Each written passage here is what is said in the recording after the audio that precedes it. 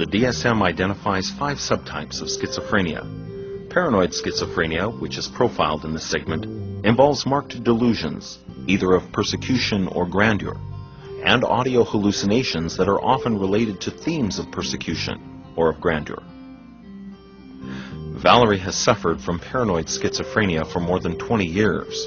In this first segment, she describes her early psychotic episodes, and she describes her confusion and fear when she was first committed to a psychiatric hospital.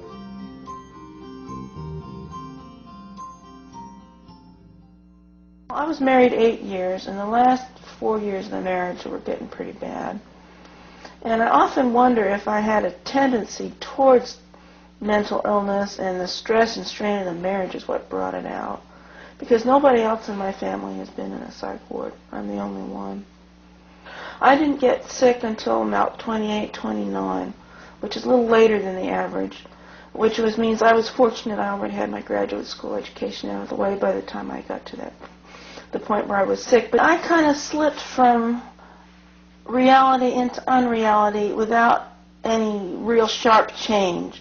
My first episode was a belief that there were people infiltrating our church and that they were trying to destroy our church community.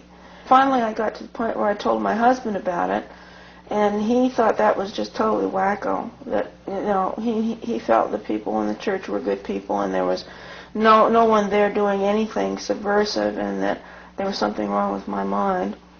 And evidently the pastor agreed, because they put me in the psych ward.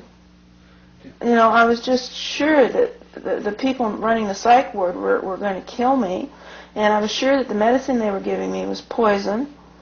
And at one point they told me I was trying to smother my roommate with a pillow. I had no recollection of this. But at some point in there I passed out, and I woke up in the isolation room strapped down.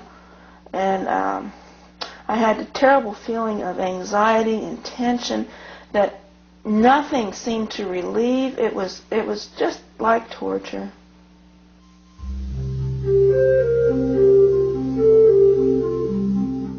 Some subtypes of schizophrenia cause people to become emotionally blunted and incoherent. People with paranoid schizophrenia, however, remain emotionally expressive and lucid. They will typically construct intricate and complex delusions about the nature of their persecution. Paranoid schizophrenia begins to be expressed relatively later in life than other subtypes, and usually does not appear until after age 25. Although paranoid schizophrenia can be devastating, this subtype responds well to medications, and it has the highest rate of recovery.